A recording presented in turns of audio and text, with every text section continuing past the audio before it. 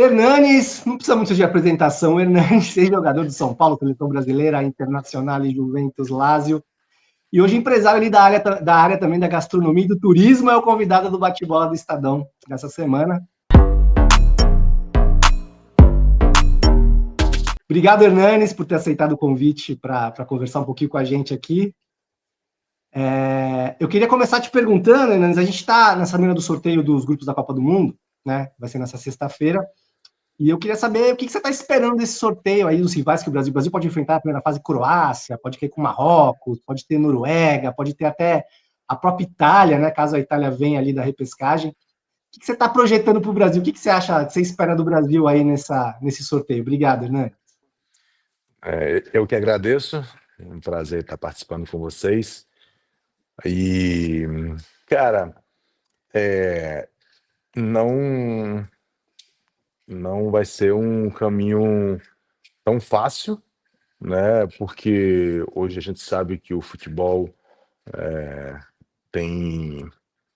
tá bem nivelado e as seleções que você citou, a Croácia, já eliminou o Brasil na Copa passada. Hoje os jogadores croatas estão fortemente atuando no futebol europeu no alto nível. Aqui na Itália mesmo tem assim, muitos jogadores croatas. Então, enfim, a seleção que tem muita qualidade, né, individual, e já adquiriu até uma certa participação frequente, enfim, experiência em Copa do Mundo.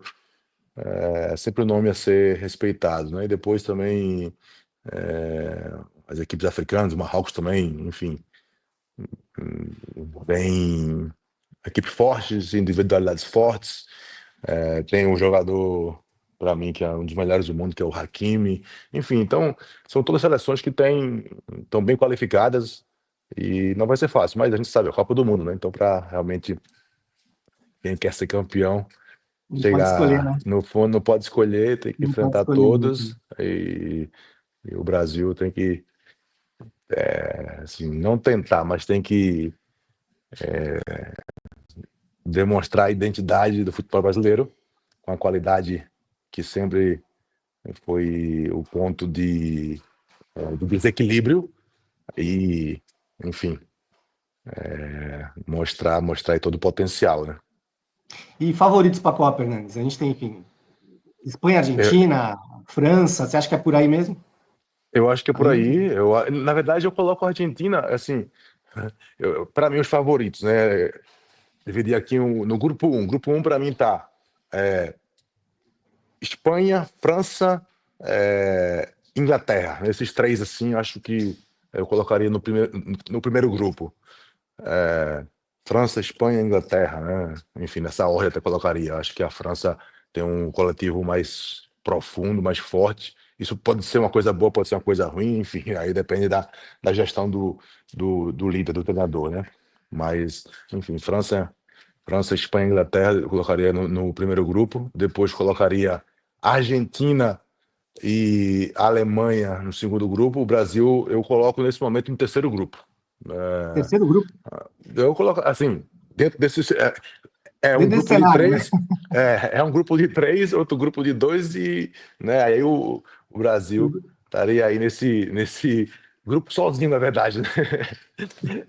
Aí depois vem as possíveis surpresas, mas o meu escalão é esse, né? Porque o Brasil, ele, vendo de fora, ele teve muitas dificuldades nas eliminatórias, mas com a chegada do Ancelotti, acho que trouxe um pouco de coerência tática, de coerência do espírito. Era aquilo que eu esperava que o Ancelotti pudesse trazer. Ele é muito bom, né? Assim, não entende só do futebol, mas entende de pessoas, de jogador, sabe como tocar as cordas, afinar as cordas, né, dos jogadores, a posição, enfim, ele tem muita sensibilidade para lidar com os jogadores, sabe colocar cada um na sua posição, no seu melhor estado, né? Então acho que esse ambiente melhorou, mas, enfim, em comparação com as outras seleções que vêm de ciclos e vem de momentos de constância melhor, não posso Maior, né? colocar apesar da Inglaterra, por exemplo, a Inglaterra, a Argentina, por exemplo, apesar de ser a atual campeã. Então, como eu dizia, até a Argentina mesmo, né, eu coloco no segundo grupo porque eu tenho algumas individualidades interessantes, mas eu acho que é um grupo que não é tão qualificado como os que eu coloquei no primeiro grupo, né? E eu acho que foi uma questão mesmo que às vezes acontece no futebol, né? O grupo encaixa, ganham confiança, ganham ali intimidade com os companheiros e o negócio começa a acontecer e, enfim, aí dá certo. Mas não vejo que eles possam ganhar pela segunda vez ou até chegar perto, né? Eu acho que, enfim, O Ancelotti, você elogiou o trabalho dele agora. Você não chegou a trabalhar com ele, né, Denis? Você jogou contra, provavelmente, né? Com certeza isso, jogou isso. contra. Como que você tá? Você elogiou já o trabalho dele, mas assim, como que você tá vendo esse início mesmo? Assim, você acha que ele tá fazendo isso, mais ou menos o que você falou, que ele tá colocando as peças no lugar certo? Você acha que ele tá seguindo essa linha que ele costuma seguir? Eu acho que é, a primeira, a primeira, a primeira coisa que se fazer é isso, né? Encontrar a posição certa de cada jogador e convocar a pessoa certa para a posição certa, é isso. E depois para executar as funções que um time precisa. Então acho que enfim, conseguiu mesclar bem, trouxe, por exemplo, só de ter trazido o Casemiro de Foi volta, importante.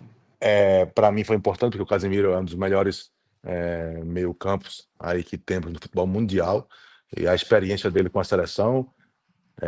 Então, enfim, só essa peça, para mim, já mostrou que, opa, ele entende o negócio, porque precisa, nesse momento, de referências.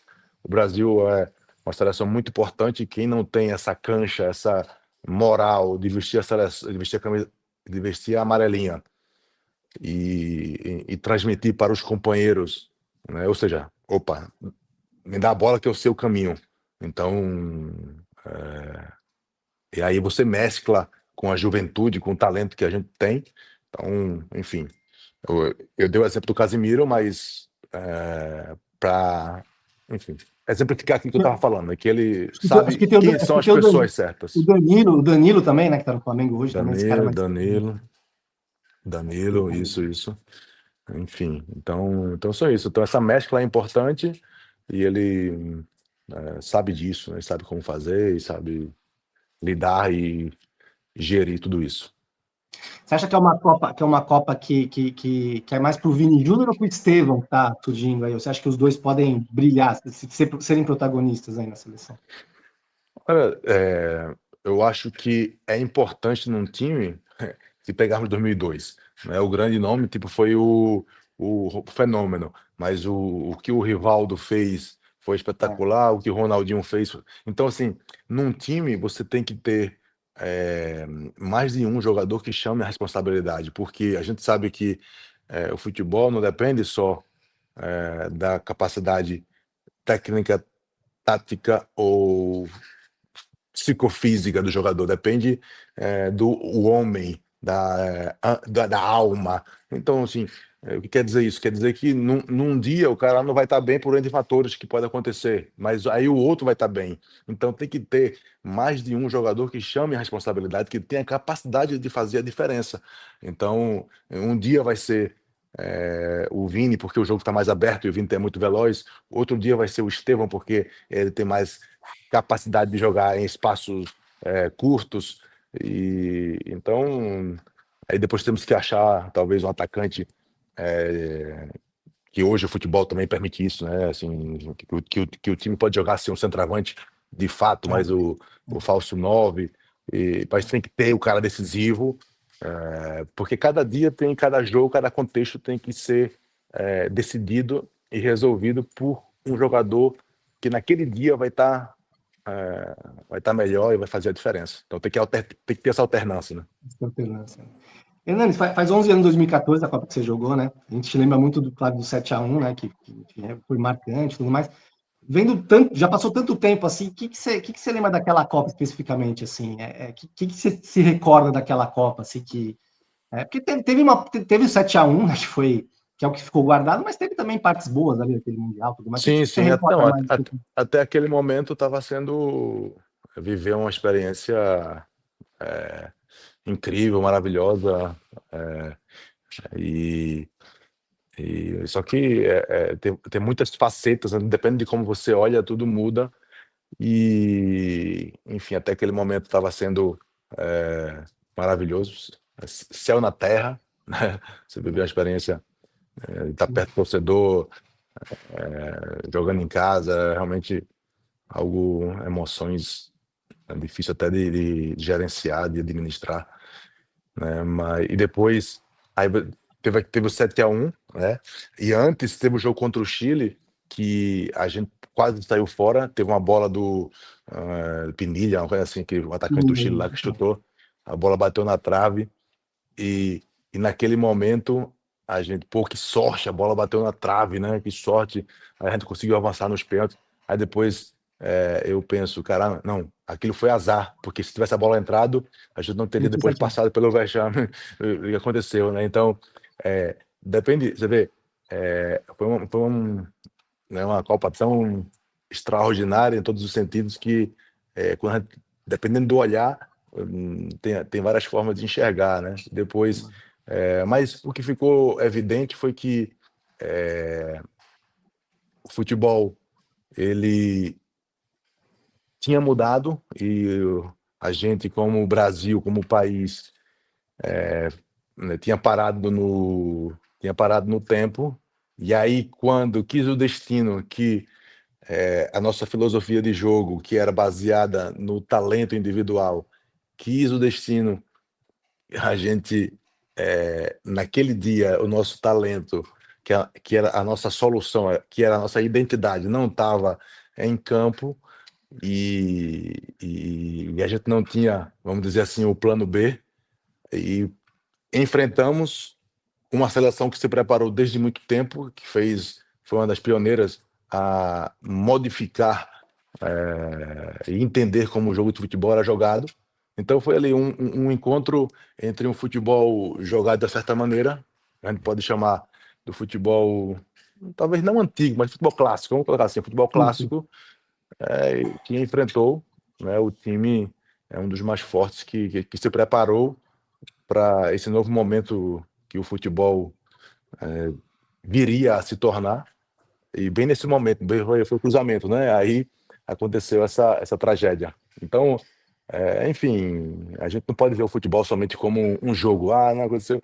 Tem que enxergar por todos os prismas, né, que o futebol permite. Hernandes, queria te perguntar do São Paulo. Você tem acompanhado a situação do São Paulo esse ano? Não está num bom ano, né? Teve um 6-0 recente para o Fluminense. Como que você está vendo o São Paulo, que é o clube, enfim, você tem mais identificação, você começou a jogar e tudo mais? Sim, sim, sim. Assim, enfim, tenho acompanhado os resultados, né? O fuso horário não permite que eu consiga assistir os jogos. Então, o primeiro sentimento é de tristeza, por essa uma confusão, assim, é a percepção que eu tenho de fora, né? Que é um pouco confusa, não consigo entender porque estava ruim, aí depois, né, mudou o treinador, né, chegou o Crespo, aí tá, deu uma ajustada, depois começou a subir, depois desceu de novo, e depois tocou mais o fundo.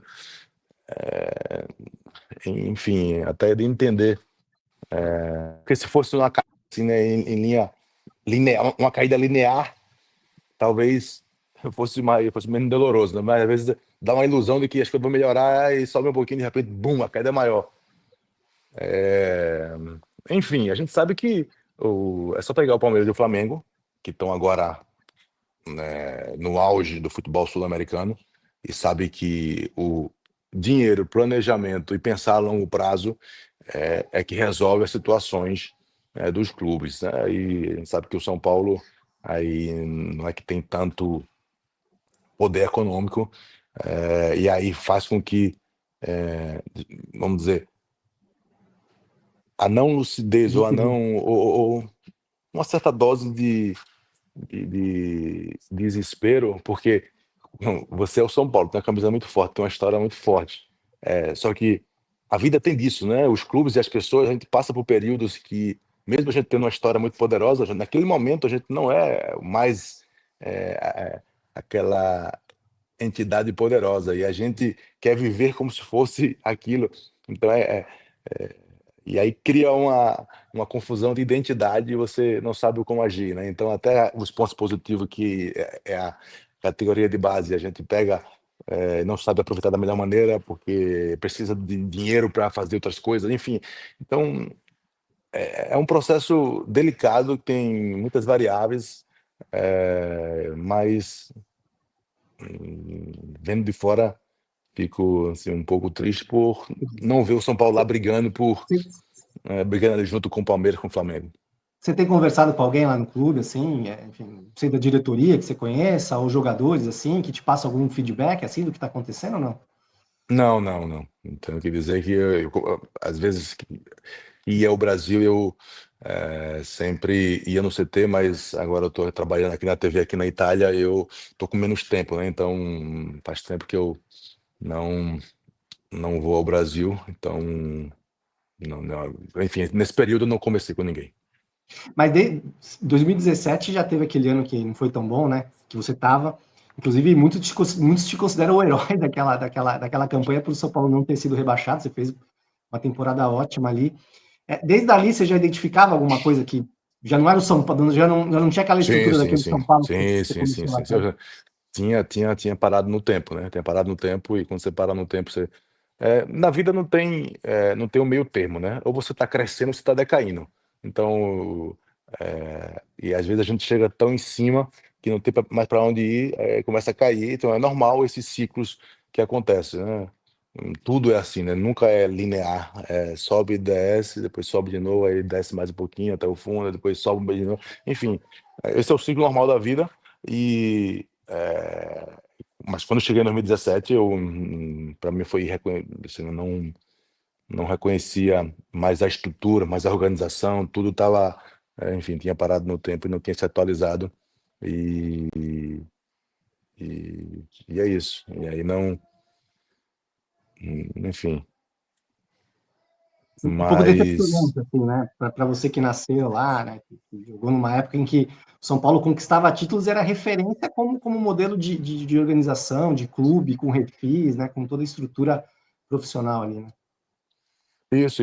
Foi um choque, né? Mas, enfim, como eu falei, essa é a vida, esse é o futebol, né? São ciclos, né? São ciclos, né? São ciclos, e para fazer ciclos vencedores precisa de pessoas, enfim, das pessoas certas, como eu falei, né? Ainda volto sempre daquele discurso da seleção. Primeiro de tudo é encontrar a pessoa certa para a função, para a posição certa. Aí depois a gente vai. É, mas às vezes o ambiente, o contexto era tão tão pesado, ou tão que mesmo com as pessoas certas têm dificuldade de colocar Tem o dificuldade, né? trem no trilho, né? Então, enfim, é complexo e tomara aí que consiga encontrar de novo aí o caminho do Caminho. sucesso. Fernando, vamos falar um pouquinho do seu pós-futebol, que é bem legal. Assim, você está como comentarista, né? Você já comentou a Copa 2022 e agora está como comentarista também aí da Série A italiana, né? Da primeira divisão italiana. Como que está essa experiência de comentar futebol? Vamos dizer, em 2022 foi uma experiência assim, não era de trabalho, na verdade, né? Foi uma oportunidade que apareceu devido, enfim, tinha acabado de parar de jogar, Para jogar? aí foi uma oportunidade que apareceu, mas não é que eu pensava de trilhar esse caminho. Só que eu tinha minhas coisas, como você falou, né? Eu fiz outras coisas, outros investimentos e não pensava em trabalhar com futebol. eh, Queria trabalhar com outras coisas, mas depois de um certo tempo trabalhando com outras coisas, aqueles defeitos que eu via no futebol também existe em todos os outros lugares, né? Porque meu mundo era muito fechado ao futebol, então eu não conhecia os outros mundos. E quando eu identifiquei que os mesmos problemas, as mesmas situações que se vivia no futebol, se vive também nos outros lugares, eu comecei a pensar diferente. Falei, deixa eu voltar pro futebol, porque pelo menos lá eu já conheço o caminho das pedras.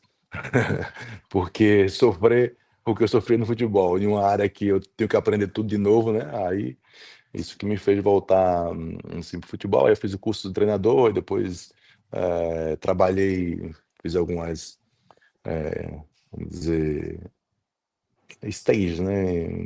Com a molecada, gostei, fui gostando, depois trouxe o moleque do Brasil para cá para começar a agenciar, né, assim, os jogadores, enfim, uma coisa foi puxando a outra e depois treinando o moleque, treinando o garoto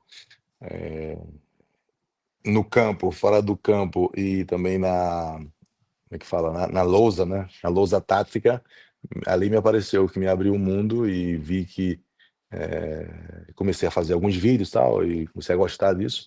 E aí que depois começou a aparecer de novo a TV, né? Então, hoje eu tô de comentarista, estou gostando, né? Eu fiz um contrato de 1 ano até o final da temporada, mas não sei o que vai acontecer temporada que vem, porque eu, enfim, gosto da parte de campo também, de estar ali transmitindo o conhecimento, transmitindo não só o conhecimento técnico, tático, mas, enfim, tá perto do jogador, ensinando todos os aspectos que envolve o que faz de um jogador um campeão, né? Ser E treinador passa pela tua cabeça, então, talvez. talvez sim, no treinador de primeira divisão, de time profissional, eu não é isso que eu vejo. Eu vejo de treinar a garotada, Formar com jogador, né? eles. Formar jogador. Isso é de formar um jogador, de estar com o jogador ali. Então, é uma coisa que me atrai, né?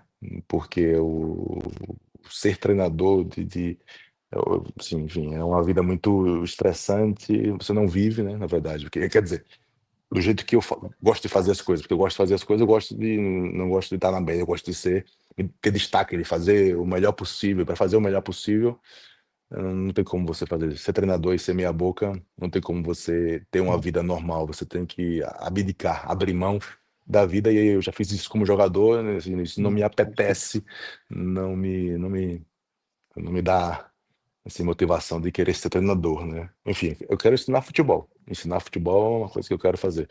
A garotada. Agora, enfim, mas eu também não me coloco, não vou dizer que não, porque, enfim, ó, a vida que eu gosto de viver é essa, é uma vida que me surpreenda, que eu estou aberto a entender.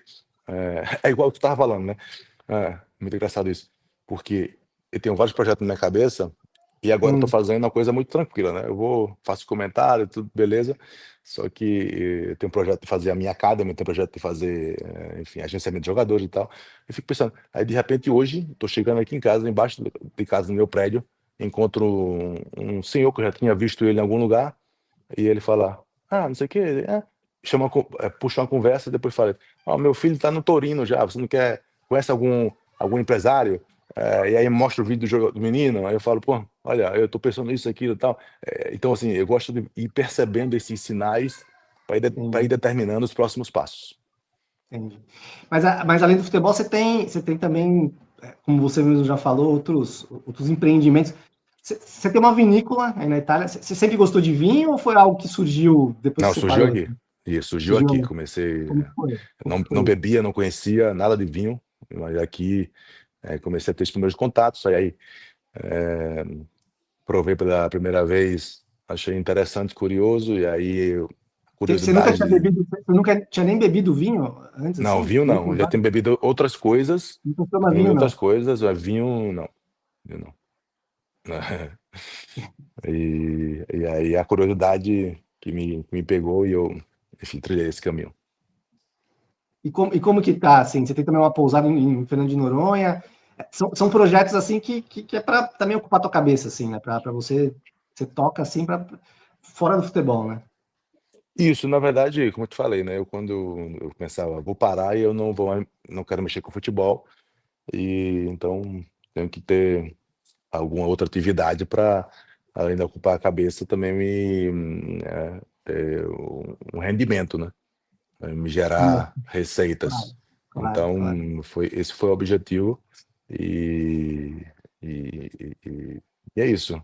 É, e era uma área que eu gostava, assim, vinhos eu não conhecia, mas sempre gostei de restaurantes e tudo, então era uma área que eu gostava.